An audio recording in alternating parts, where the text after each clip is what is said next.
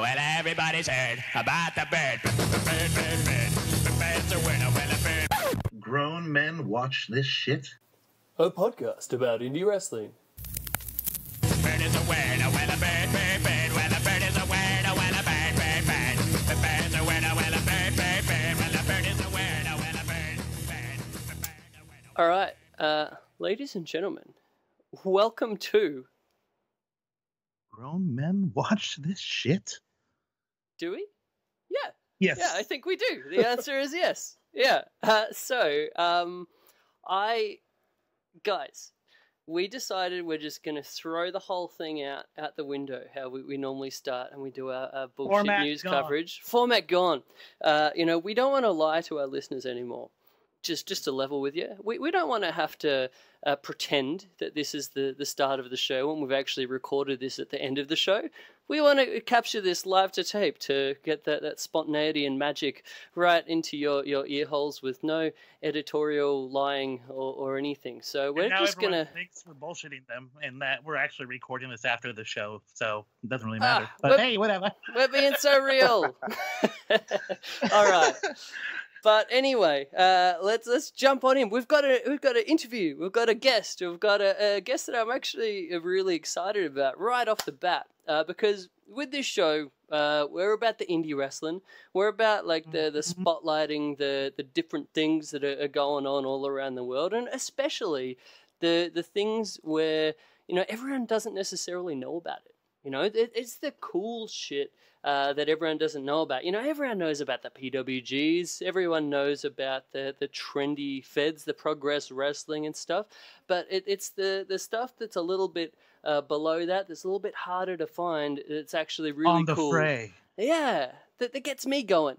And so on that note, one of the first moments that I ever had when it comes to sort of really just getting in there on the exciting, bass punk level of the indie wrestling was a show that I went to a couple of years ago called Freelance Wrestling.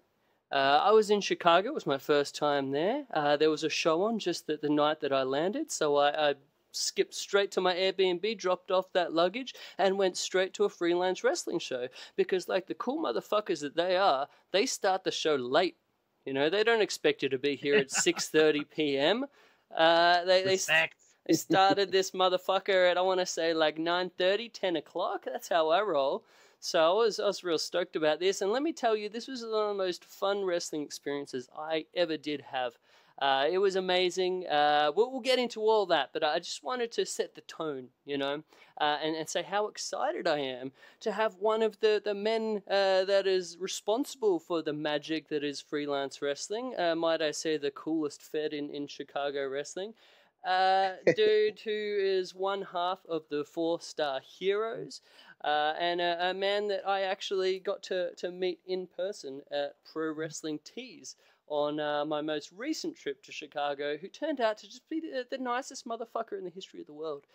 So that preamble being done, welcome to Grown Men Watch This Shit. Welcome, Matt Nix. What's going on, bud? Well, that's a hell of an introduction. Yeah. The nicest man in the whole existence of everything. I beat out... Hard to live up to that, dude. I beat out some pretty great people then. I guess that means I'm better than Obama. I think Obama's probably a nice guy, right? I'd like to I would think assume so. Yeah. He's probably cool. I feel like he would have a hell of a time at a freelance show. You don't know how many times I've tweeted at that guy to be like, yo, if you're in Chicago, come hang out. Yeah. That'd be great. Dude. I think that would be excellent. There was a theme of time where I would just be like hanging out with my friends and we would just be getting drunk and I'd be like, dude, I'm totally going to tweet at Danny DeVito from the freelance Twitter and try to get him to come to a freelance show. And nobody ever responds. The trash man. That's the dude. That would be the dream. Yeah, in gimmick. That'd be great. I feel like he would do it. Yeah, man. Why He not? seems like the kind of guy that's pretty much up for anything at any time. So I think he still does like acid and drops pills like Molly and stuff. So yeah, Danny DeVito, probably a good time. Probably going to show up to a wrestling show if he's invited. Yeah. That's my goal for 2019. Screw David Arquette. We're getting Danny DeVito. I'll Hey, support that campaign. let's not hear any bad words about the favorite topic of our show, David Arquette. However, No. I love David. David's great. He's a super nice guy. the fucking Super man. passionate about wrestling, man. He's putting in a lot of hard work to do this shit, man. He's doing it the right way. For real. He was trained by my good friend Peter Avalon over at the Championship Wrestling from Hollywood Academy. Oh, no shit. Yeah, Peter Avalon is he's awesome. a hard worker. Yeah, I've been a big fan of Peter yes. Avalon from like his sort of early PWG stuff, and then I saw him on some of your more recent freelance shows. Rad dude, I love that stash, that dirty stash. Yeah. Oh yeah. I wish I could grow a stash like that. I just have this dirty Mexican stash. Yeah, my first PWG show actually had PP Ray on the card, and it was the first time I saw him in person. I'm like, these guys just fucking own the fucking crowd. They're still awesome, and they've only gotten better in time. It's fucking great. So good. Hell yeah. Yeah, is that Mach 1 still a thing, or that's changed these days?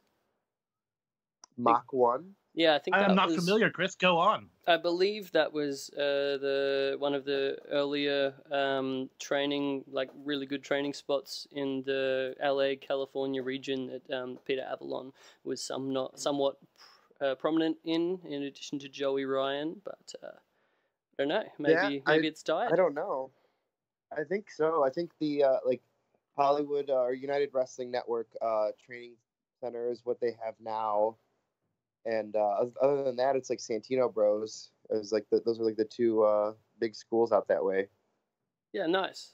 I mean, speaking of schools, and I was going to get into this later, but you, sir, have recently started your own thing out in the Chicago way. Please tell us about that. Yeah. This is it's something that I've been wanting to do, or at least like get my feet in a little bit of training people. And I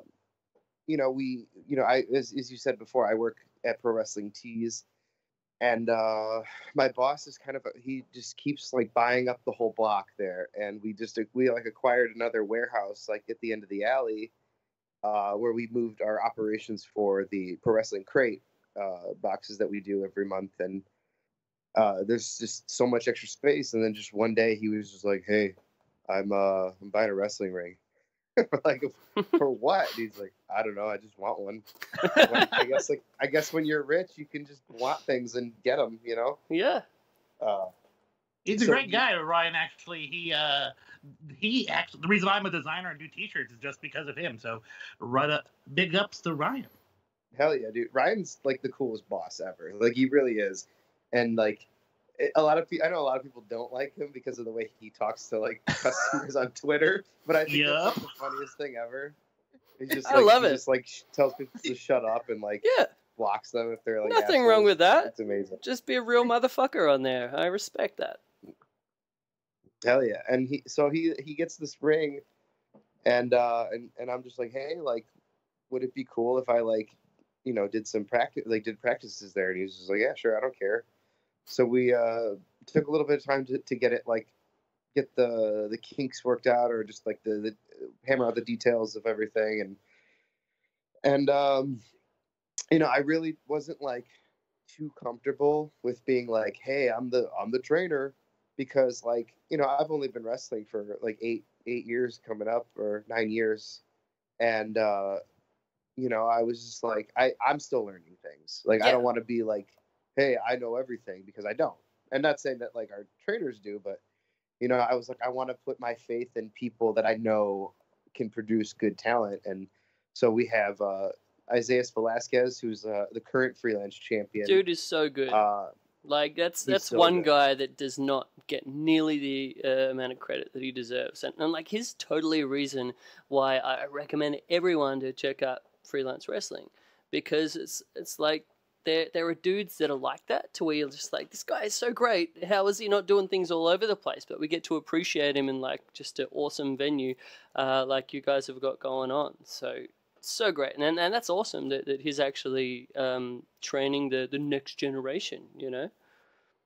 Yeah, I mean, I definitely think he's very criminally underrated, and he actually, had a hand in training me back in the day. Like when I was training, he was always up at practices there and always lending a hand and giving us advice and stuff. And so I always appreciated him for that, and he was always super nice to us too. Like a lot of the other veterans were like kind of dicks to all the rookies, but he was always cool.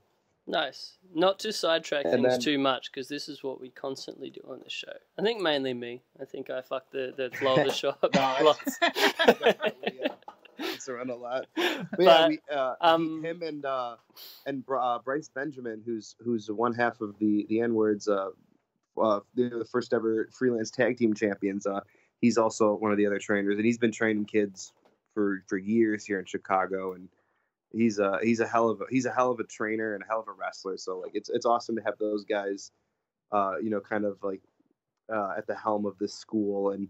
And I kind of told them, I was like, I'll be there, to help out with whatever you guys need help with. You need a body to show drills on or whatever. I was like, but my job is to get kids in the door. Your job is to get them ready. So it's been pretty sweet so far. We got the cops called on us tonight, but other than that, What? yeah, I guess the neighbors were like, they kept hearing the bumps. Which I was like, it took them this long to like complain about this, but they Is it called like the a police big time and the cops- selling night? Like everyone's just practicing their most blood curdling screams? Yeah, the cop was pretty cool about it. He's just like, yeah, you guys got to be done by 10. So Everyone was practicing their brawn screams. This is pretty funny. So back when I was like training forever ago, there was this dude at training who just had the most hilarious selling. Like he was one of these guys that could only sell at like an 11 out of 10. So it's like he could be taking a wrist lock and this motherfucker is like screaming bloody murder. And it just popped everyone that was like heading the training tour. It was like every single time it's like, all right, and now practice training just so we can hear this motherfucker do his insane sells. Yeah, right. You guys just fucking cranking on him. He's just making you look great, you fucking jerks. It was basically like all of the vets in the back, like, oh shit, he's gonna sell. Make sure you're out here for it. that's funny. That's great. Yeah, so good. But yeah, I mean, I was actually before gonna put over Isaiah's because I just watched a rad main event from I think it was your 4-year anniversary show. Him against Darren Corbin, who's another really underrated guy who is so good. And yeah, I love that match. So much fun. Definitely something to check out on the powerbomb.tv.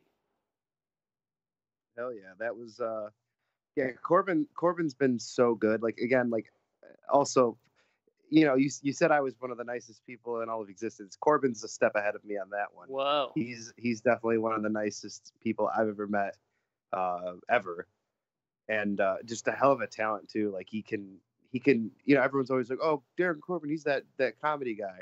He can do some great he's more comedy than wrestling, that but now. he can Hey, also.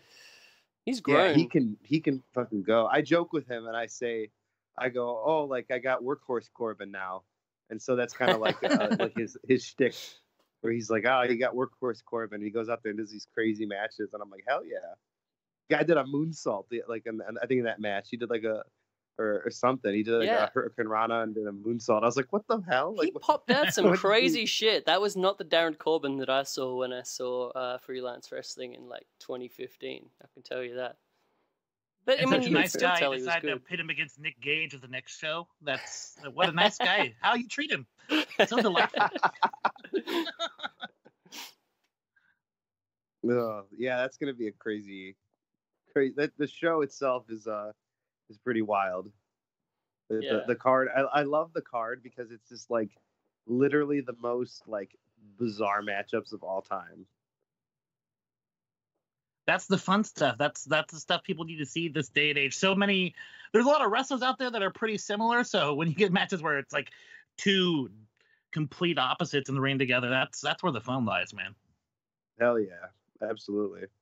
For real. Yeah, I mean, I kind of wanted this to be like a bit of a introduction to freelance for a lot of people that maybe haven't known about it too much. Because to me, I mean, you guys fit like an interesting space in like the Chicago scene to where it's like, obviously you got AAW, right?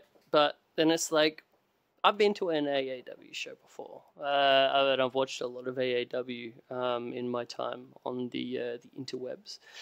But there's like a fun about freelance shows that like AAW can't touch, and it's like, I don't know. I mean, how do you explain it, Matt? Like, how are you gonna put this forward to someone who doesn't know anything about freelance? What's your unique thing that you feel you guys just separates you from the pack? Ooh. Putting you on the spot here. Sorry. It's very interesting because, like, I mean, the whole way like freelance started, I was just like sick of wrestling being like just the same shit every time, like boring, not fun.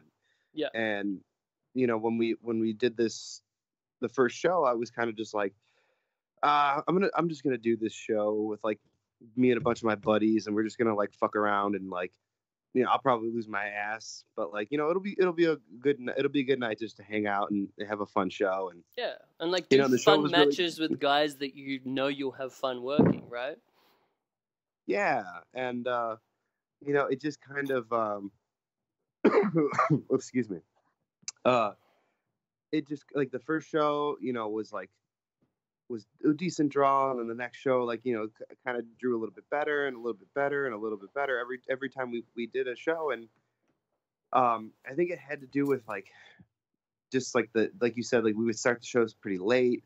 I would kind of advertise. I do a lot of like flyering myself, like in all the bar neighborhoods and stuff. And I think the majority of the crowd that we were pulling in was just like people that were like, dude, I used to watch wrestling when I was like a kid, and like it's so cool. And like they don't really care about wrestling. Yeah. Like I say, like I think like most of our crowd are not fans of wrestling, but they're fans of freelance. Yeah. I totally got that from being there in person. There's such a difference from like the sort of, I don't know. There's something about like your real wrestling fans where it's like it's cool to be like hardcore about over this here shit. in Seattle, man. Yeah, like, but hell yeah, a good time with wrestling. Like that was my first exposure to freelance. Was when I think probably a handful of guys, Craig and Stevie, and then Rob Matter came over. Maybe some other people, but yeah, dude. Such an intriguing talent base, and then Craig's just fucking great, man. What a tremendous talent. Dude, another such underrated guy. Very incredible, yeah. And like I always tell people, like when they're asking about freelance, I was like, our show it's a pro wrestling show for fans who are not fans of pro wrestling. And because like we have like the wrestling for like the people that come there that are wrestling fans, but we have like a lot of comedy. I think a lot more comedy than most indie shows end up having. And just like, there's, we have like the high flyers and what have you. So like, there's a little bit for everybody when they come out there, and, it's just wild to see the crowd like latch on to certain people that they're just like, those are the people that they like, and they're just so over. And then just other people just like, they don't like them, so they just boo them. They boo them so hard. I was like, I've never seen some people get so much heat, and it's awesome. Like it's literally like, as a promoter, you're just like, oh, I hope they bite on this. And it's just like, usually not everything that we do, because that'd be a little bullheaded of me, but like, every single thing they do is great, Chris. Everything. Everything. It just works, like, because our fans are just stoked on like the shows, Yeah, man. And I think that's awesome that like we don't have to like a lot of companies rely on like bringing fly-ins, for their shows, and I feel like we don't have to do that anymore, because like the show is the draw. It's not anybody particular. It's the show. It's an experience. I like to market it as not necessarily as a wrestling event, but like a nightlife entertainment outlet for people in Chicago. Man. it's just something different. You know, some people like to go out and see a cover band. Some people like to, you know, go out dancing. Now you can come out and see a wrestling show. You see these guys in their underwear beating the shit out of each other. You know, it's actually fun. You know? It's not lame. Yeah. It's fucking great. Like the fan bases at those type of shows, even if they're not in wrestling, like, well, look, this guy's a bad guy, so clearly I'm supposed to hate him, and they play along perfectly. Like it's the best. Like you can't imagine the fan base better when someone like, believe it or not, someone who's not necessarily watching wrestling every week, they're just like going along with they're playing the part as the wrestling fan instead of being smart dickheads. Yeah, but I mean, it's not like a family show either. Like it's that middle point between like being a show just aimed at people that just want to enjoy whatever this wrestling thing is from like a crossover audience perspective. But yeah, it's a weird hybrid. The best example of this that I can put forward is that first show that I went to.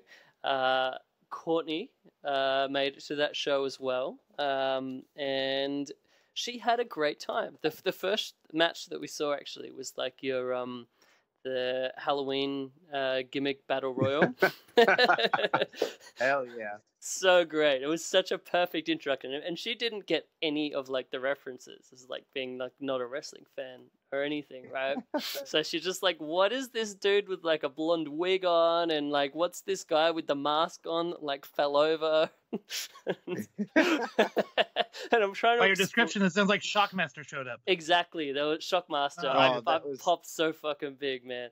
But yeah, Courtney's like, what the fuck are you going crazy at? You must be real drunk after that flight. I'm like, no, it's the Shockmaster. Fuck.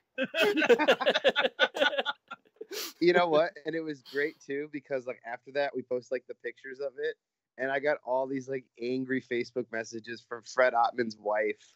She was just like, how dare you make a mockery of him, and like it was a tribute.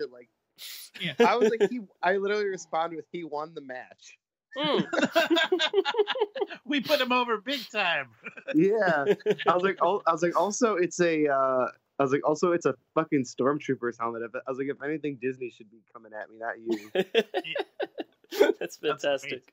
But yeah, I mean, just in general, the show, like, Courtney had a great time. And yeah, just the different characters and stuff, like between dudes like an Eric Cannon, or like the N-words, like, dude, those dudes are so great. And yeah, Courtney fucking, as soon as the NWA came on, she's like, yep, I know what's up here. This is great. Just like those kind of characters that can relate to like anyone, you know, and like Rob Anthony, and like just such a talented crew. Yeah, awesome, man. I can't say enough good things about it. So again, reason why we're so stoked to have you on. I mean, I did a little bit of research prior to this show. Ooh. I did listen to some things, and I had a couple of tidbits that I wanted to ask you about. We call this segment fire Chris's away. Tidbits. Chris's tidbits. Chris's tidbits. Yeah. Go on, Chris. So, I heard that your first ever introduction when you wanted to get into the biz, right? You wanted to branch over from being the world, I'm not going to put it down, you know, the illustrious world of backyard wrestling, but when you wanted to get into that quote-unquote pro level, and you were looking to meet up with a guy that you met on the internet, and Classic. the place that this meetup was scheduled was out back of a truck stop. Is this right? Okay, so kind of true. So the guy, like, there's a message board that was like when message boards were a thing. There's a message board for Chicago wrestling, and I posted on there like, hey, where's a good place to train? And everyone's kind of like shilling their schools and all this stuff. And then this dude like just like messages me on there. He's like, hey, if you're serious, like, call me. And I was just like, all right, fuck it, why not? So I called this dude. How old are you right now? I was 18.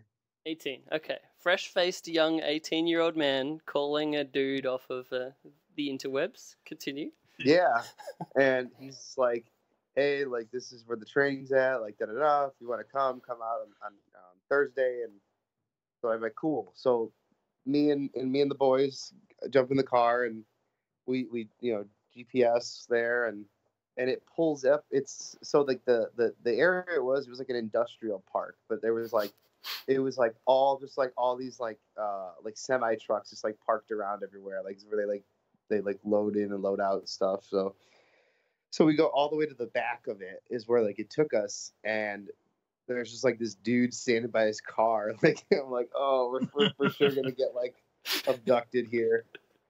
And so we get out, and he's just like, hey, how's it going? I don't even remember his real name. I remember his wrestling name. His wrestling name was the Galactic Grappler. Awesome. What? That is Galactic amazing. Grappler. Oh man, Yeah. I really hope he Google it, introduced it'll pop himself as that. Hey man, Hey, Galactic bro. Grappler. Brother. I wish that'd be great. I need to hit him up because like I wonder if he's even aware of like what like freelance and all this shit. Because I would for sure be like, dude, like you got me into the business. Like I He owe you a spawned booking this. at least. Yeah. Hey, Double G, But, come on over. So he fucking walks us in like up these stairs into this fucking warehouse, and we're like, oh shit, and then we hear like the ring, and we're like, okay, we're safe. Such And relief. that's when I met. That's when we met our trainer, superstar Steve Boz, and yeah, and the rest is history. Actually, that day when we went was my 19th birthday. So like my first day of training was on my birthday. Nice. And I love it. It's like you're all scared, you might get hurt, and you walk in, there's guys assaulting each other. It's like, okay, everything's all right. Yeah, this is normal.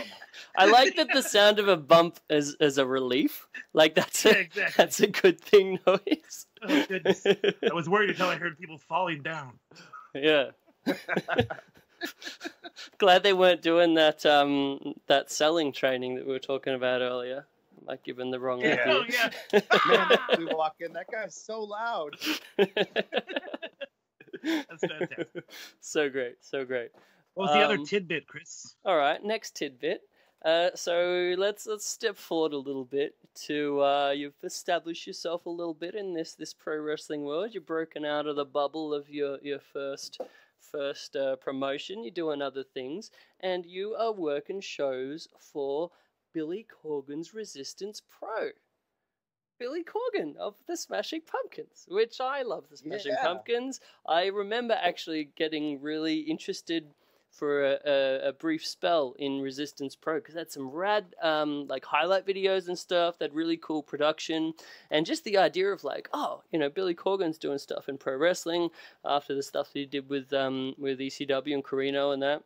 So I was like, wow, this is going to be really cool. I mean, it didn't last that long, but it seems like it was a cool thing for while it was there. They were using all sorts of crazy dudes like Ted Hart and Harry Smith and a bunch of different guys. I remember they were quite star-studded events. Did you kind of get in on that ground level, or were you like a little bit while it got going? And was Billy still proactive with that when you were there?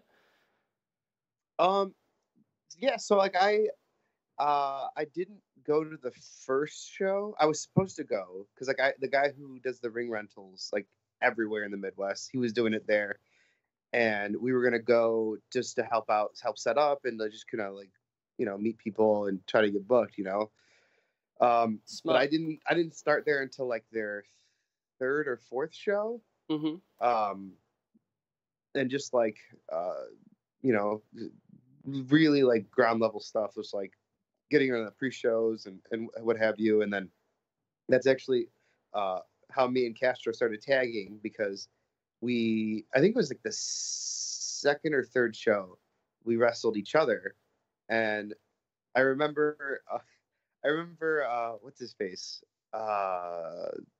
Simon Dean, Nova was there. Nice. And him and Raven were like agents backstage, so like they were helping everyone put together Nice. matches and shit. And How so were they? I go, oh, it's super great. Raven's like super nice. Oh yeah. Nova was fine. That was the only time he was ever there when I was there, but Raven was always around. He was always super nice. Awesome. But I just remember I heard the Nova. gimmick with Raven. He always lets everyone know he's a genius. Did he let you know that he's a genius? Oh yeah. He's like, Okay, cool. I always know what I'm talking about. All right, cool. Just go on. So I just remember at the time I was doing this like party rock gimmick, and I had these like pink and black zebra stripe like biker shorts, and then like I would wear Nice. like these fake glasses to the ring and all this. I looked like a douchebag. But at the time, I you was thought like- it was I so was- cool. Yeah, it was relevant, and I was always a baby face, and so we're like talking, and he's just like, oh, he's like, so what do you wear? And I like showed him, and he goes, yeah, I already don't like that, so you're gonna be the heel. I was like, "All right, cool." But no, like it was always fun, and like after that, they were just like, hey, we're just gonna like have you and Castro tag. You guys are friends, right? Like, well, yeah, he's like one of my best friends. So that's when we started tagging, and they called us the 2-star The heroes. 2-star hero. So I wanted to touch on this. So did you guys just get better and gain stars? I mean, how did you start as the 2-star heroes? And then, I mean, obviously the 4-star thing is a Chicago thing, right? But Well, that was kind of the thing was when they said 2-star heroes, I was like, well, what about 4-star because of Chicago and stuff, and they were just like, well, maybe 2-star because like you guys are only having like 2-star matches right now. But the idea was that we would eventually like, you know, like the next show we'd be the 3-star heroes, and then the 4-star heroes, and then the 5-star heroes. You know, like that was the idea, but that never came to fruition. So we were the 2-star heroes for the longest time, and then you jump right up to 4. well, when we would wrestle outside of Resistance, they were like, you can't use the name 2-star heroes because like we copyrighted it, and so we were anywhere else when we tagged, we were Team 2-star. So it was like like when the Dudley Boys left and they went to TNA, they were Team 3D. I was like, we're Team 2-star. But then after that, fast forwarding a lot, but like after we were quote unquote fired from Resistance, I was like, fuck it, we'll just be the 4-star heroes because that's what I wanted to do anyway. Yeah. And but no, we had a lot of fun there, and Billy was always he was at every show. He was always really hands on with everybody's matches. Like he was always pretty nice to me. So how do you be think that hands-on with matches as like someone sort of separated from wrestling without sort of getting a bit of cringe? He would just he had a lot of good ideas as far as how he wanted certain things to go. Mm-hmm. Obviously the wrestling portion of it, he would, you know, that'd be on us, but like story wise, he'd be like, this is kind of what I want, like, and a lot of times, like, because everybody there was just like super like yes man, especially when they had when they were filming for we were filming for like a reality show with AMC. Yeah, I remember that was meant to be a thing. Yeah, and like they filmed like a whole pilot and everything, and what ended up happening was that AMC, like I think they had a new change in regime or something, and they dropped any and all reality television from their programming, even including stuff that was in production. So we got canned, and that's when because everybody was like super like, this is gonna be my big break, you know, I'm gonna be a TV star, and I was just like we had to do like filmed confessionals or whatever, and I'm just like I was just straight up, I was like, I don't really give a shit about this reality show. I was like, I'm here to wrestle and be a wrestler, so that's my angle. So and then they were just like, oh, this is great, like you could be the wild card guy or whatever, and I was just like, whatever, like cool, whatever, bro. And I think Billy, like everybody would always just be like, yes to everything he said, and I not always, but I would sometimes kind of be like, I like that, but like, what if we did it this way? And like, I would pitch things like differently, and I think he kind of got butthurt about like me trying to like change his ideas. Right. But yeah, then we were let go. I got a phone call. They were just like, well, we can't fire you since you're not like a contracted guy, because some of them were like contracted, and but he's like, we're just not going to be booking you guys for a while. And it was right after I started freelance too, so I think there was a little heat between us because of that. They were just like, oh, you're competition. Starting your own company? Yeah. Yeah. And then it was actually after that October show, the show that you were at, that's when they lost the reality show, and shortly after, like, just downward spiral. So I was kind of sitting on the sideline just going, this is happening. Nice. Oh man, that's great to get that insight, man. Because it was an interesting thing to where I was like, you could tell, I don't know, it was sort of falling apart towards the end there, and then it was just gone straight up. But then, I mean, Billy seems like he's doing great stuff now with the whole NWA thing. So I don't know. Hopefully, he's learnt a bit from his experiences, I guess. Yeah, I think so. I saw him. Where did I see him? When I was out in Hollywood, and he had Nick Aldis there, and he was there too, and we talked a little bit. And I mean, they're obviously doing a lot of cool stuff. I mean, they just had that really awesome NWA anniversary show in Nashville this year, and I think they're planning a lot of other big things too. So that's awesome. Like, a lot of people are just like, oh, like, it's lame, like why are they trying to revive this? And I'm just like, dude, like, why do you gotta shit on it? Like, why can't you just be like, oh, that's cool, something different? 100%. Yeah, man. I was the same. Like, I never got the hate for the trying to actually make NWA a thing. I mean, it's been so long that it's been through so much shit after that dude took over it after Marquez. But yeah, Billy's done so much to sort of build it back up. And though that YouTube series is fantastic. Like, it's one of the best, like, low key kind of things in terms of building and hyping a show in a way that's not too over the top, that I think is fantastic. And yeah, I'm really excited to see what they do into the future. It seems like they've got a lot of stuff lined up for 2019. Yeah, time will tell, I guess, and see what they end up doing. Yeah, for real. Okay, next on my list. My little list. More tidbits. Listski here of tidbits. More tidbits. This guy is another one of my fucking heroes. I'm pretty sure going to be one of Jeremy's heroes as well.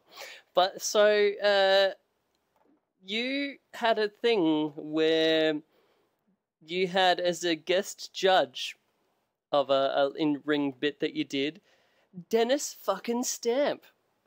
Say what? That's awesome. I forgot about that. Oh man, so Dennis Stamp. I mean, I'm like beyond the mat. Like, this dude is was a legend. I mean, I'm sure, like I said, Jeremy has just as much love for him as I do. But please tell us every little subtlety of the experience with Mr. Stamp. Oh man, well that was actually one of my ideas too, because they wait a minute, you booked Dennis Stamp? You booked Dennis? No. I wish. So they booked him, like Resistance booked him, but it was just like, hey, we booked him, like, he's booked, and that was like all they had. and that, like, I had asked them, I was like, oh, what are you gonna have him do on the show? And they were just like, we don't know yet. And I was like, they had already told us that we were doing this stupid, like, it was a pose off, dance off rap battle, like we were doing with this group we were feuding with, and I go, yo, perfect example. I was like, or opportunity, just like have him be the guest judge for this. So I was like, it's like just this weird thing, like him being involved would just kind of make it funnier, like. And they were just like, oh, that's a great idea, like, so they just fucking ran with it. And he was super nice, like, he just didn't know what the fuck was going on the whole time. He's like, oh, like, what? He's just standing there in his corner on his trampoline doing the dumbbells. The best thing is he was like, he was super nice and just chatting up everybody, and then he was talking to my girlfriend at the time, and he was just like, yeah, he's like telling her about his poems and stuff, and he's like, oh, I was like, I'll send you a poem or whatever, and then like I don't know if she gave him her number or he like asked for it or something, but she had like she saved it for the longest time too. It was a voicemail from him where he just like read a poem to her. That is It's like, that's so amazing. funny. I love that so much. Holy shit.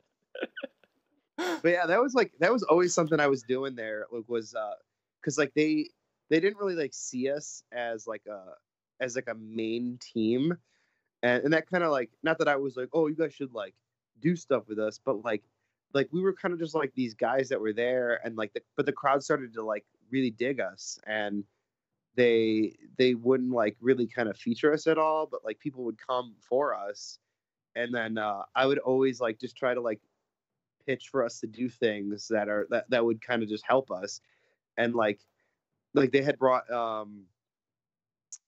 they had brought in Mikey Whipwreck for a show, and I was like, yo, I was like, can we cut a promo with with Mikey Whipwreck that we could put online or something, that like, because he's like the ultimate underdog, like our team is like, we're kind of like the underdog team, and like maybe we can do something where he's like giving us a pep talk and telling us not to give up and shit like that. So like they loved that, like any like extra content stuff that they could like get out of us was awesome. And it's just a shame it couldn't go any further than that. But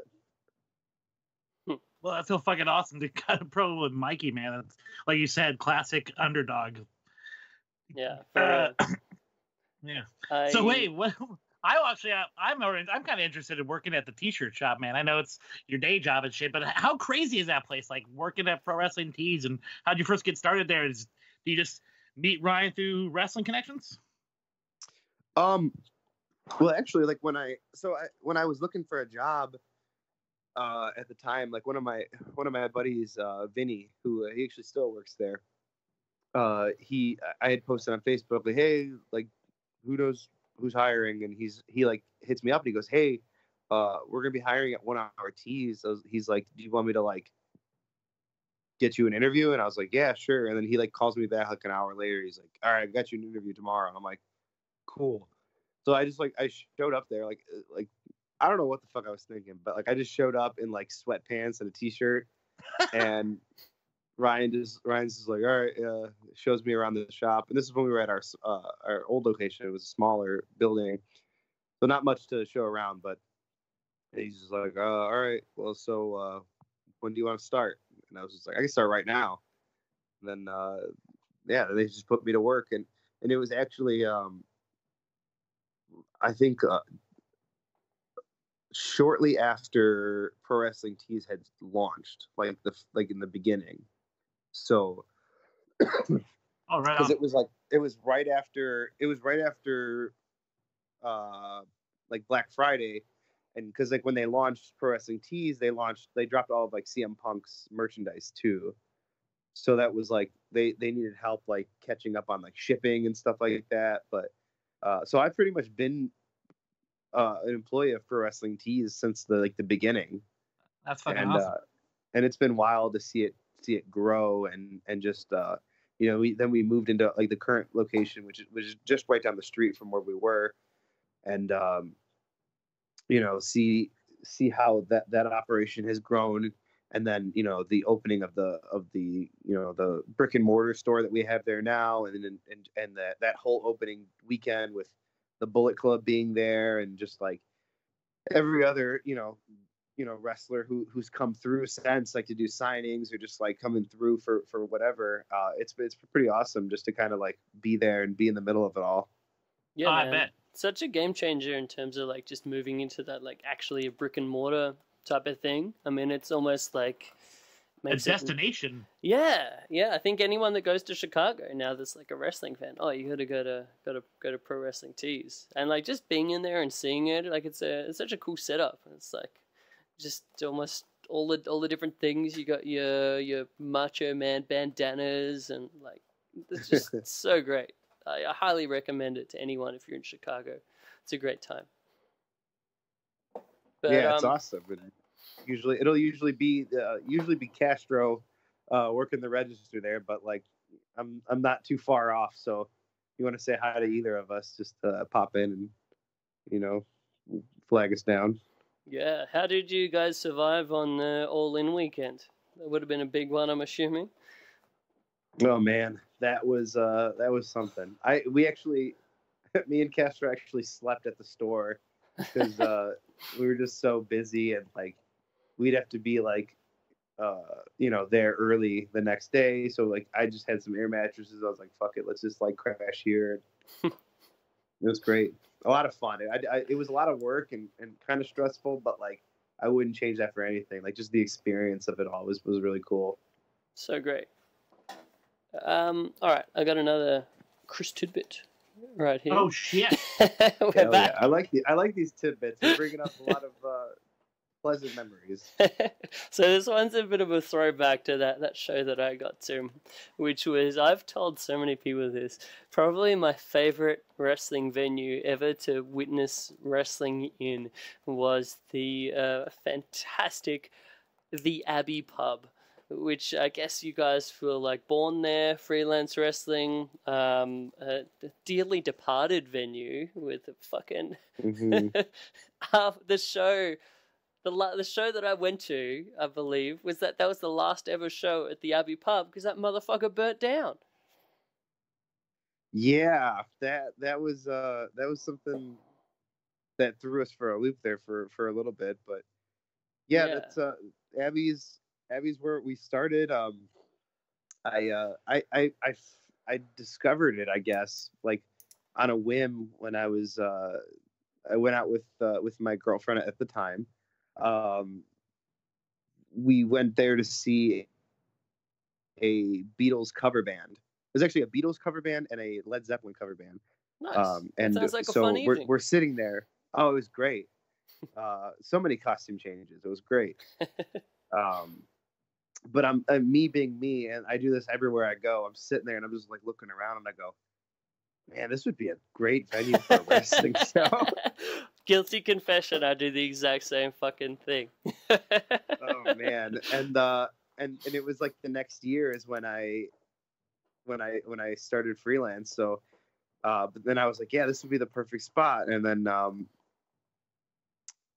so that like right after that happened, right after that show happened, we were gearing up for our next one. Which was going to be at the time like one of our biggest shows because we had Cabana, Grado, and Kikutaro there. Yeah. As they were filming part of the Wrestling Road Diaries 3 on our show, and I get word like 2 weeks before the show. I was like, oh shit, this venue caught fire. It didn't completely burn down, but I've seen pictures of the inside of it. Like it's still there and blackened and shit, but yeah. Yeah, and I guess like it was like the fire, and then on top of that, I guess somebody who lived in one of the apartments upstairs, like they got evicted, and when they left, they just left the bathtub running, and that shit just fucking caved through the ceiling, and yeah, they haven't recovered since. They've been doing renovations and all this other stuff, and now the building's up for lease. And I actually looked into possibly acquiring the venue because I was like, this is, you know, I want to. Not only is it someplace that means a lot to me, but like to the community as well. And you know, I wanted to keep it going. And yeah, man. I mean, it had been there so long, right? Yeah, it was, and it was featured on, you know, Bar Rescue, a TV show, and it was just not worth like trying to get. So we after that we moved our stuff to the Bottom Lounge, right? Bottom Lounge, which is another like pretty prominent music venue in Chicago. And you know, soon after that, we kind of outgrew it, and now we've been doing all of our shows at the Logan Square Auditorium here in Chicago, and which is another awesome venue. It's gorgeous. I love it. And just in general, like Logan Square is such a cool spot in Chicago in and of itself. Like I think from my visits, like Logan Square and Wicker Park were kind of like the two real cool kind of happening spots? Yeah, it's definitely like the bar scene area and the hipster. You know, that's where like all the young kids are hanging out, I guess. Yeah. Yeah. You old man. Haggled old vet. Yeah. I'm sure you guys are both older than I am. Yeah, that's probably why I was busting balls a little bit. Man. All right. Final Chris tidbit. The last one's always a scorcher. You know how he does. Go ahead. So No, I'm joking. you're a bit of a well-traveled gentleman. UK, Canada, in addition to Mexico, and working of all companies in Mexico, DTU, which is like one of the most unique companies going. Mexican deathmatch wrestling is kind of a unique thing in the crazy world of deathmatch wrestling. Those cats just go wild. So I'm imagining that would have been a bit of a unique experience, maybe. I know you guys have done stuff with DTU before. Please tell me all about this magical trip of yours. Well, it was wild, man. Like, it was just something that came about. I've been wanting to wrestle in Mexico for forever, and you know, I was just looking in, especially with having my own company. I always kind of like use that as my bartering chip when I contact people for bookings. And you know, I talked with DTU and I said, hey, like we worked out a deal where I was like, you bring, you know, me and some of my guys down, and I'll bring some of your guys up, and we'll do this like talent exchange. And yeah, they didn't ask us. It was actually pretty funny because like just doing all of this conversation through Facebook, and Crazy Boy, who's the promoter for DTU, he's Super Crazy's cousin actually. Huh. And but don't bring him up in front of him because there's apparently bad blood. But just Duly doing noted. doing all this conversation through Facebook, and he doesn't speak great English, so like it's most of it is like A lot of Google Translate. Google Translate, Yeah. and just like it's just so hard because like certain things just don't translate, and you're just like, what the fuck is he talking about? And then he just like he was like asking like, oh, you do like hardcore? And I'm like, maybe not. And then he like he like found this like clip on YouTube of me when I like it was like from like 2010 when we did like a crazy like street fight match at our home company at the time, and I actually gave Craig Mitchell a Canadian destroyer off the top of a ladder through a bunch of folding chairs. As you do. And yeah, and Clearly hardcore. yeah, so he finds this video and sends it to me. He goes, "Oh, what's this?" And I'm just like, oh, fuck. I was like, I don't know what to say. Like, I was like, only that one time. Like, but no, he definitely they didn't make us do deathmatch stuff, which was nice, and we got to wrestle with some of their like non-deathmatch guys that they have there who. Man, like those guys are just some of the best guys. I think that like just aren't getting any recognition because I don't think they have visas to work. One of them does. Drastic Boy. I had him up at Freelance twice. He's super good. He did a stint over in Dragon Gate in Japan as well, and we worked with Cobre. There's another guy down there who's so good. I'm trying to get him up here, hopefully by next year. And then another dude by the name of Jimmy. He's just Jimmy. Just Jimmy. But he's awesome. I like it. Straightforward, to the point. That's so But is the Mexican was immigration stuff different to, I mean, I guess everything's changed from the old days where it's like dudes that come down from Canada on like, you know, tourist visas and just work. Like, is it a different kind of deal working with Mexican immigration, or has stuff just gotten a lot tighter in general? Quite the opposite, actually. They were just like, what are you coming here for? And I was like, wrestling? They're like, all right, cool. That's it. And then like coming back into the country, like I didn't even go through security. Yeah, right. There's No, the gr- like I meant there's more the- like bringing Mexican talent in. Like, is that kind of a bit trickier? Well, I had worked with there's another lucha company in Chicago, that's always bringing in talent from Mexico. So we kind of like doubled up on the weekend and that like he booked Gali? them. Yeah. Yeah. So he kind of handled all of that stuff. Cool. So I'm not really even sure how that works, to be honest. But Man, Gali's got some cool stuff going on. I've seen a little bit from there, but it's like so. I don't know. I'm real sad. Their venue, they did last show there recently. Did they? yeah. But they've got a new place lined up. I'm actually on the next show they have there on the 30th. Nice. Would be there at their new venue. So we always joke that it's like a running joke in the Chicago wrestling scene that Gali's kind of just like a cockroach. Like no matter what, they'll never die. Like they always find a way to survive, and that's kind of cool, you know. I love doing those shows. They're always so much fun.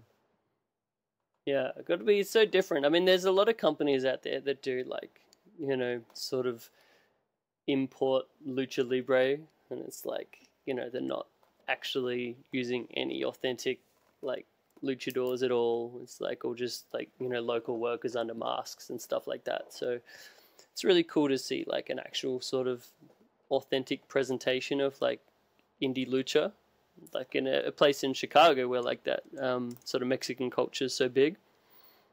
Mm-hmm.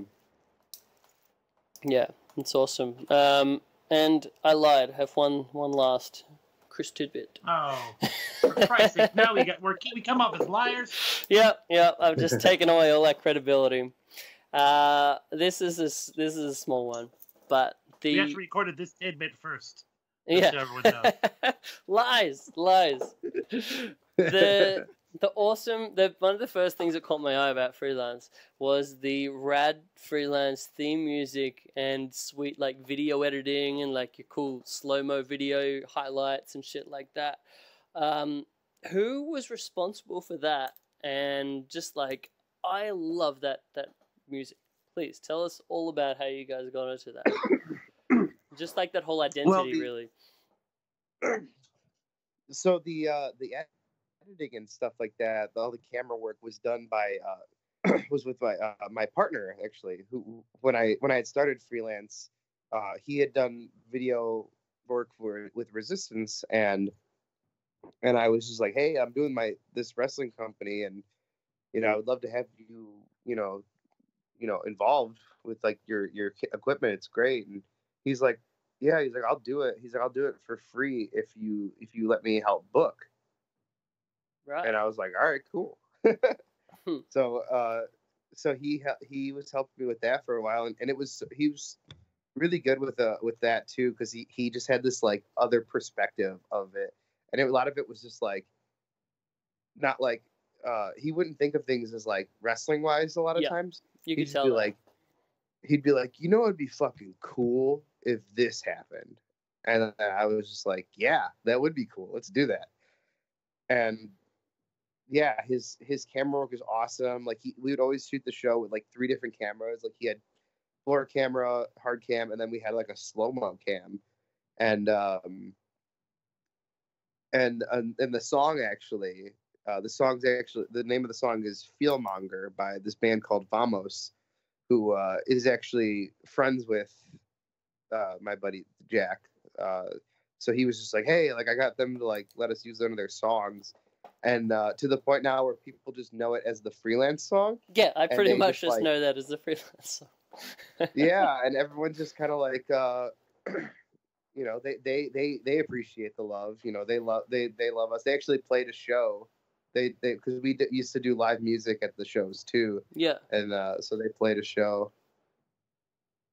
So that was pretty cool. And yeah, like he unfortunately had to leave because his real job is he does videography work for like touring concerts.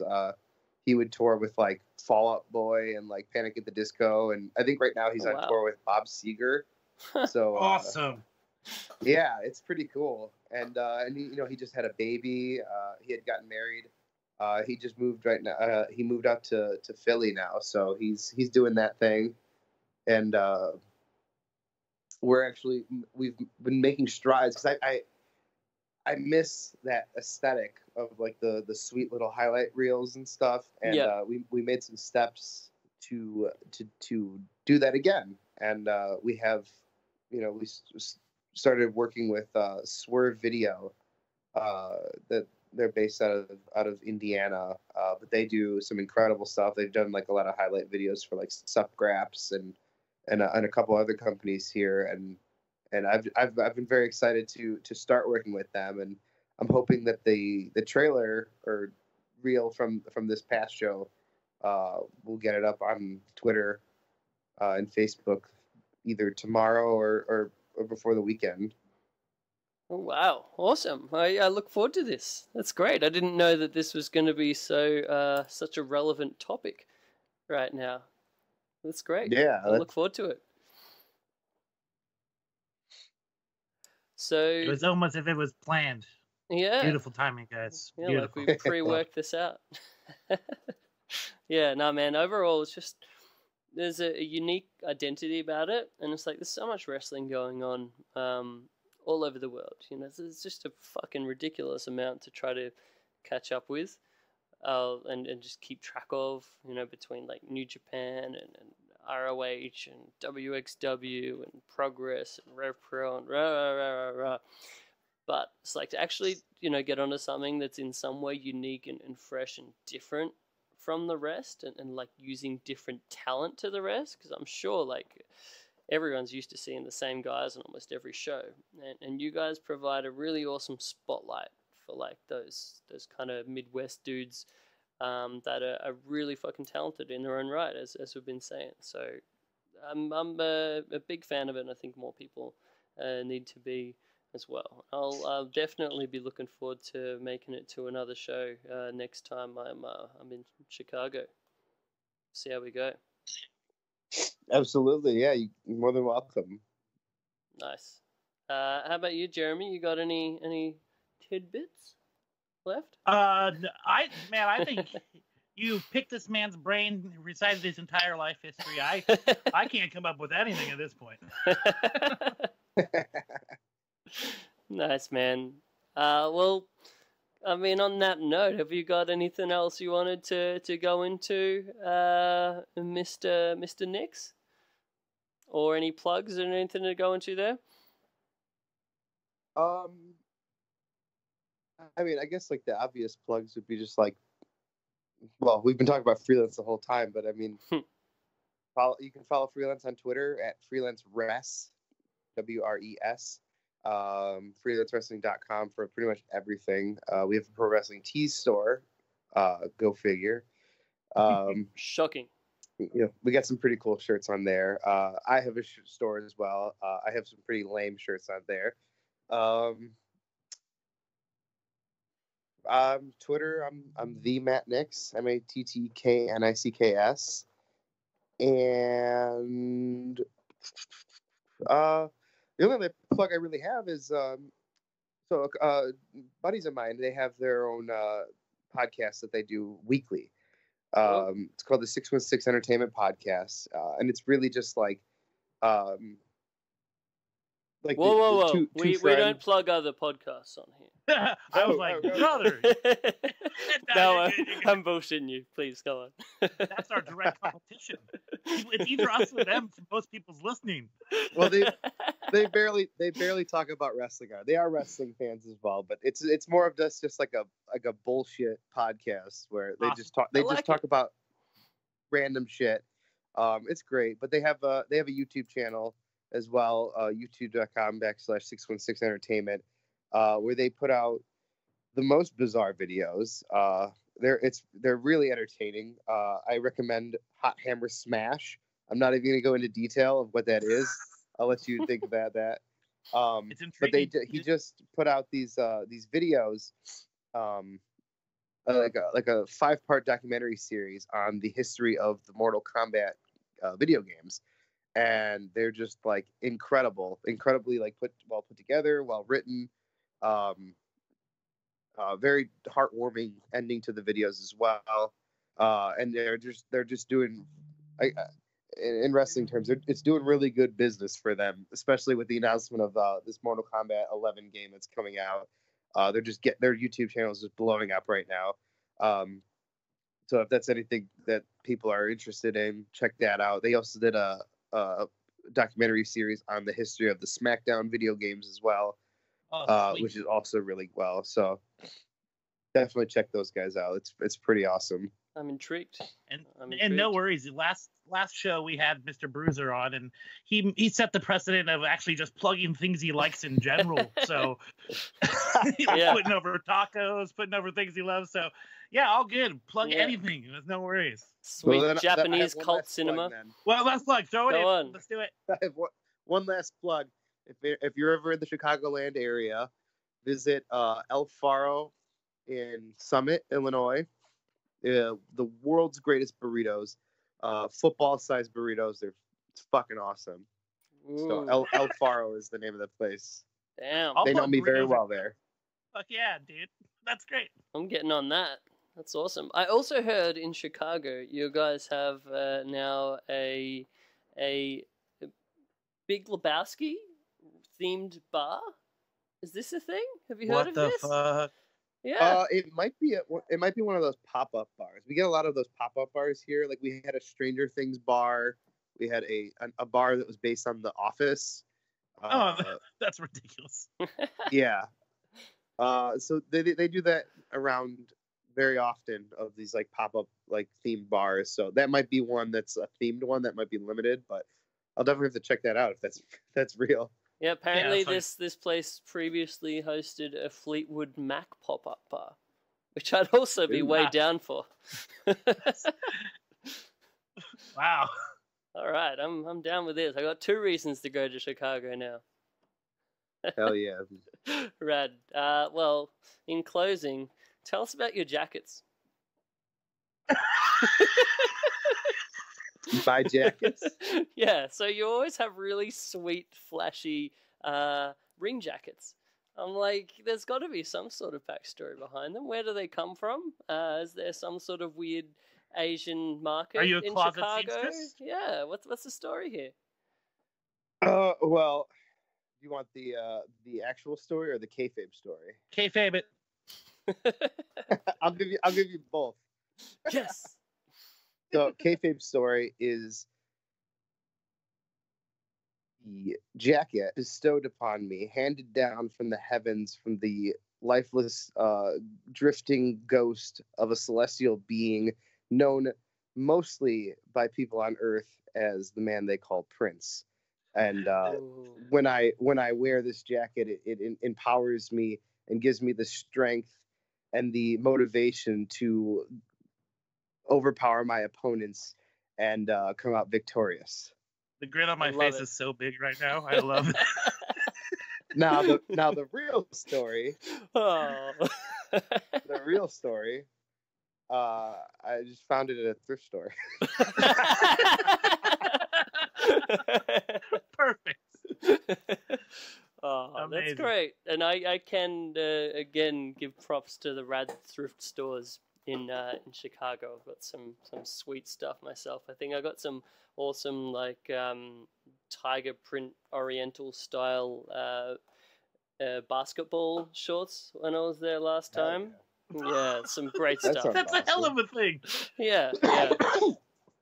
Yeah, Alright. it's funny too because like I found the jacket, and it was a couple of years ago, and I just saw it and I was like, I don't have a use for this, but someday I will.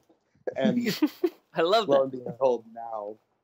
And it's actually pretty funny that like I was wrestling on a show in Toronto, and after the show, like a fan comes up to us and said, "Hey, like, I just want to thank you guys. Like, great show.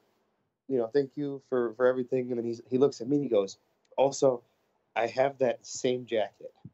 And I'm like, "Oh, yeah, that's cool." And That's he's like, awesome. and he just goes, "Do you want it?" And I was like, yes. Holy So he's like- shit, that is so- badass. So he goes, okay, hold on, and just like leaves, and then like he's like I live right down the street. So he runs home, grabs this jacket, and then brings it back for me. So it's literally like the exact same jacket, but instead of the purple, it's like silver. like white. Ooh. That is great. And then I just so happened to find another one on eBay where instead of it being purple, it's like forest green. So now I have 3 of them. And I'm just wanting to like I want to collect like every color and just kind of be this rainbow man. That's amazing. I think that officially makes you like a superhero. So you can go into your closet and it's like Batman going into his Bat cave. He's got all of the different bat outfits. And you got all of your Yes. jackets. I love it. Well, thanks so much, man. I'm very happy to close on such a fun point. That's awesome. Yeah, appreciate it. We're gonna thank you for taking your time. Sorry it took so long to get you on the show. Yeah, we got it done. Thank you guys so much. I'm glad we were able to make this happen. This was a lot of fun, and I'm more than happy to come back on and talk more about my random, I don't know, adventures, I guess, in wrestling and all yeah. of the I've got additional so many- jackets I've that got so you've many- got by then. He's yeah. collecting them I'll- like Pokemon. Yeah, man. Thank you so much. I mean, I'd love to have you back on. We'll touch base again, and we'll hear what you've been up to, what the world of freelance is up to. This has been great, man. And yeah, I hope, if anything, that we've got some people thinking, hey, this freelance stuff sounds pretty cool. I'm going to check it out. If you are of that mind, I recommend going straight to, I mean, in addition to the various social media channels that we just had pointed out, jump straight on powerbomb.tv, enter in your free trial code so you can get yourself a free 20 days by entering in, of all things, freelance. I'm hoping this is still relevant by the time that this goes up tonight. I But think yeah, so. awesome. Get on that and see what we're talking about. I mean, that 4th anniversary show that I just watched was awesome. I can also highly recommend the final show of Mustafa Ali. Obviously, a dude that's doing amazing stuff in the New York territory these days. Fucking asshole. Yeah, but had a fantastic run in freelance wrestling, and his send-off was such a tearjerker, and it was a great match, and I can't say enough good things about that show too. So, a couple of things. Also, we we need another freelance and 3-2-1 show. I recommend it. So if you can make that happen, I'd appreciate it. Mm-hmm. Hell yeah, I definitely would love to back up there. I Seattle's so awesome. And It's the base. I can't remember the name of the burger place we ate at, but it was like Dick's. Little Burger. Dick's.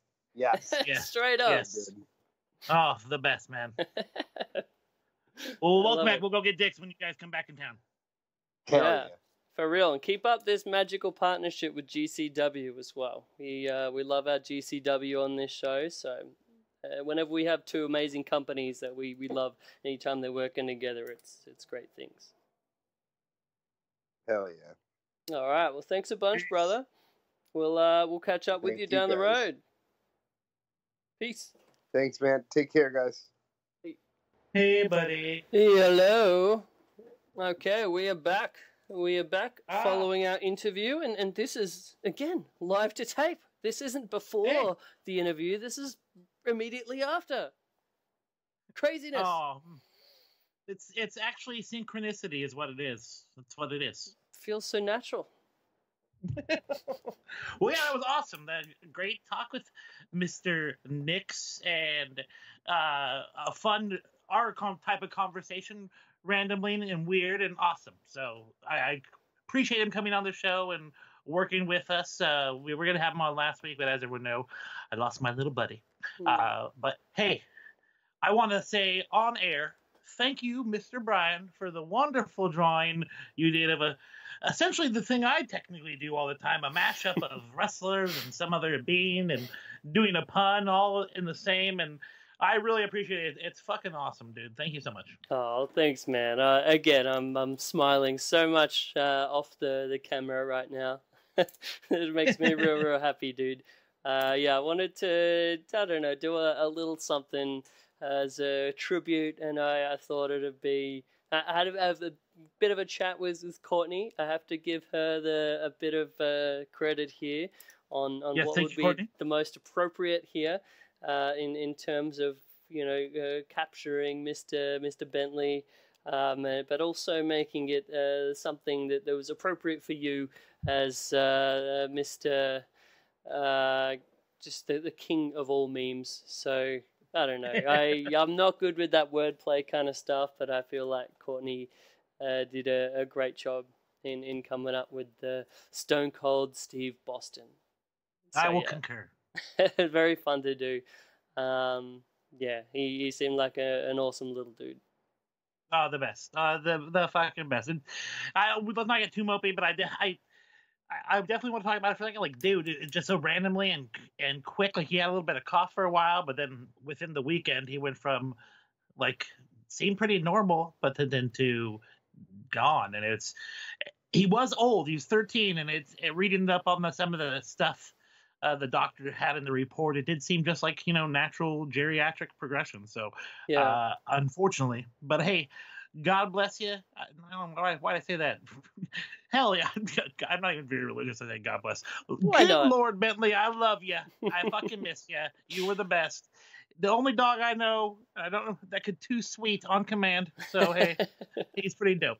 I saw those photos. So good, so good. I mean, it's a thing that any of us that are dog lovers, it happens. I've had it before. The family dog that we had for many a year. It's just going great for so long, and then it just one day he's not doing so well. Take him into the vet, and then next day he's gone.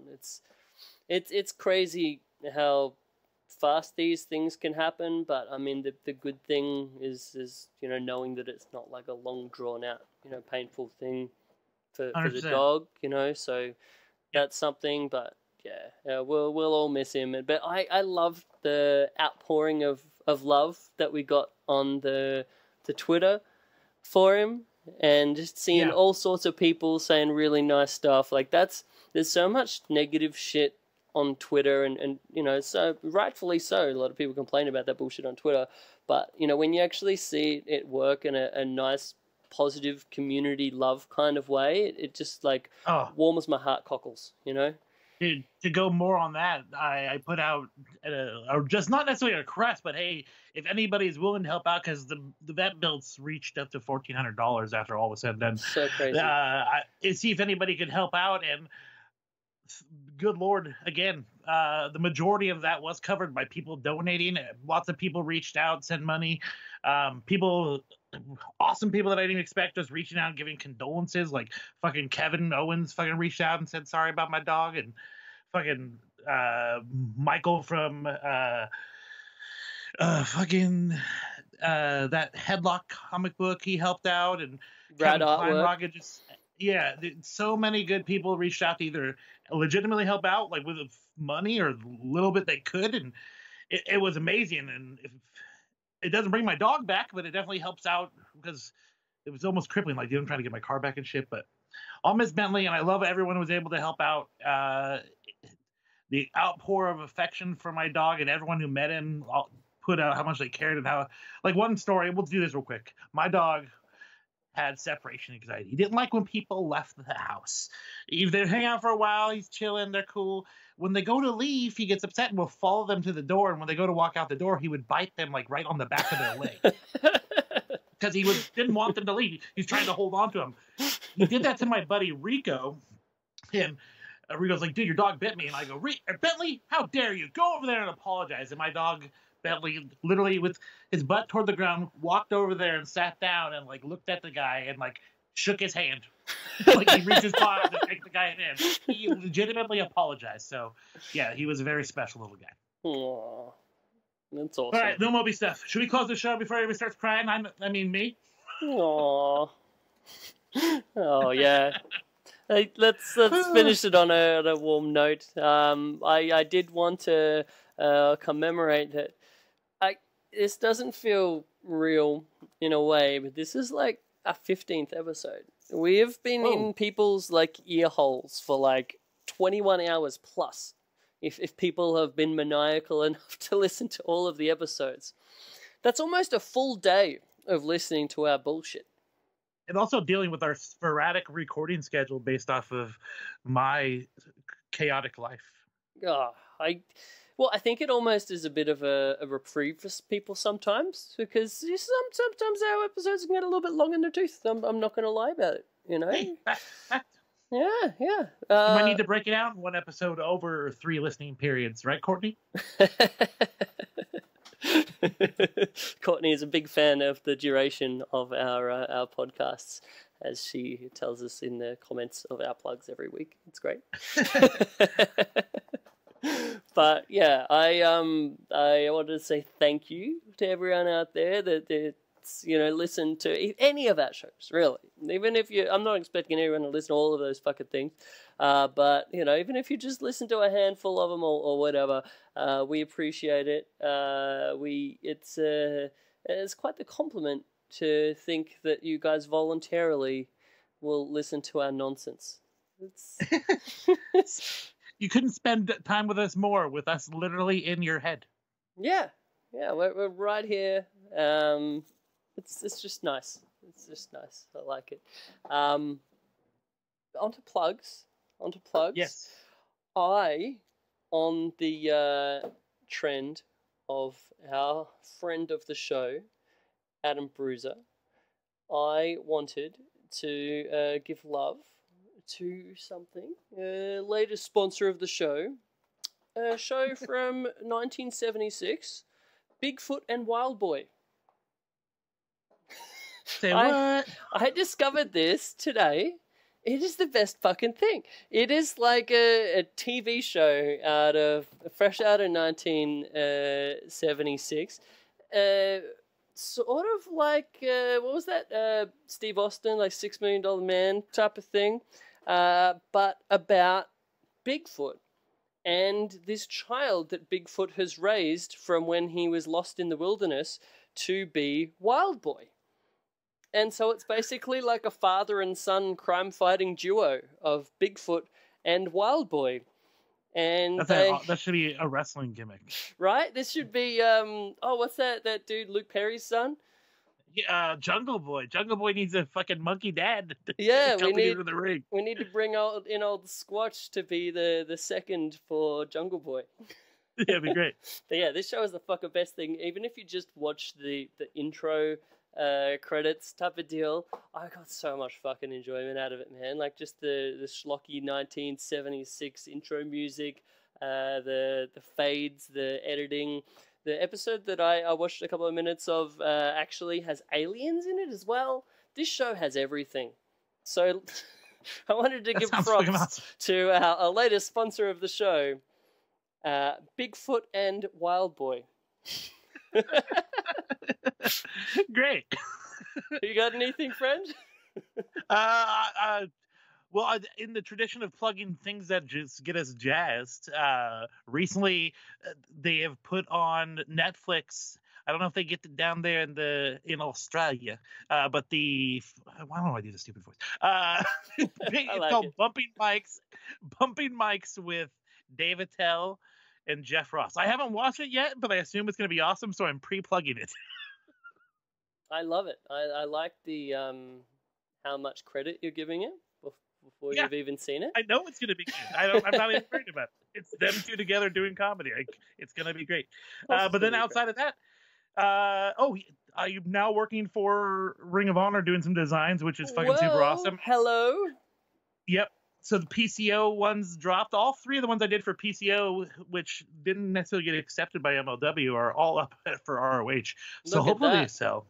And working on something for them boys right now. Hopefully Mark and Jay like that. So yeah, and if you need a shirt design, get at me on Twitter at Jaims Vanderbeek, Jaims Vanderbeek.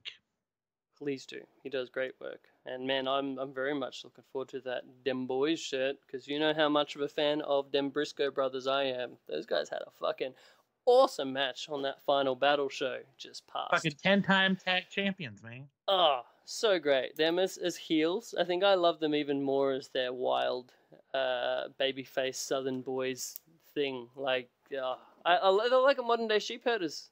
They're just wild, out of control, violent men that are going to fight you. Main. So great, so great. So I wanted to give thanks also to the Social Suplex podcast wrestling network.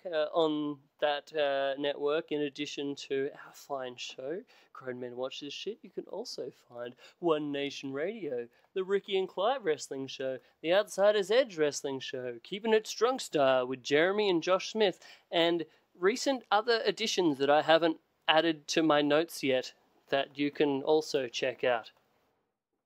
That is the Social Suplex Wrestling Network. This is where Chris will later maybe edit in something that we didn't record now later. I don't know. No. Clip. Okay, cool. No, we're not lying to our listeners, damn it. One take. Beautiful. Yeah, you can follow us at the Grown Men Pod. You can follow me at Chris Things on the Twitter as well as on the Instagram. Hopefully we'll have some more rad wrestling quirky art things in the near future. As you mentioned, sir, you're at Jaims Vanderbeek, Jaims Vanderbeek, on Indeed. both the Twitter and the Instagram. Yes? Correct. Yeah, I'm getting this down. And Well, I think that's about it, guys. Thanks for listening. This is a tidy episode. Not too long, not too short. not little bow. Yeah. Meeting Well, over. all done. Oh, I was going to say it's time to do our roll call, but I think we missed our opportunity. Yeah. Well, next time, you know what? Actually, a little behind the curtain. I like jumping into the interview with people at the beginning. Maybe next time we get them to even chat about the shit we were going to chat about. Who knows? Oh, shit. We're getting crazy. Yeah. Format done. Format Boom. out the window, but the last thing I like to say. Shit. Wait a minute. We almost forgot it. We could David not Arquette do an Watch. episode without David Arquette Watch 2018. Right now, Courtney is punching something. So the big David Arquette news that I saw is David Arquette has been announced for the big NWA show, and this has made every internet mark furious at this resurgence of NWA. Basically, they're thinking David's back to kill another company. And what did Mr. Arquette say? Fuck you, nerds. Not directly, but he pretty much said that on the internet. In a really He nice has no guy kind time of way. for their bullshits. Yes. Yep. No time for the nonsense. He's put in the work. He's doing the damn thing. If you don't take him seriously by now, it's your fucking problem. Deal with it. Yeah, exactly. What more can you say? I think everyone on this show knows about David's contribution to the biz by now. Yeah. I mean, from our last episode with his fucking bloodletting, what more do you want? Where are people coming up in this bullshit, claiming that you know, what's David Arquette And this is doing no in wrestling? ironic defense. I am legitimately defending this man. Get the fuck over it. Who Yeah. cares? Everyone's out there wrestling. You think somebody else deserves a slot? Guess what? David Arquette brings eyes to a product. He's intriguing. It's interesting. People want to see it. So get over yourselves. It's wrestling. Fuck yeah, and also props to that. Did you see the most recent David Arquette t-shirt that he came out with? Is it the one where he's like standing there holding like an apple and stuff? On like a plinth? Yeah, yeah. He's like, all, like looks like a Greek god or something, like, or he's posing to be sculpted. So great. Yeah, that's fucking golden, man. I love the shit out of it. Everyone make sure to check this out. I think you can find it on, I think it's an official NWA shirt, right? Oh shit, I did not know that, and I might have to score that bad boy because it is tremendous. Yeah. Maybe y'all can jump on that at that NWA pop-up on January 5th in Clarksville that we were indirectly pimping there. But yeah, great stuff. All Great right. stuff. Alrighty, buddy. Show done. Show done. Get swifty, ladies and germs. That was fun.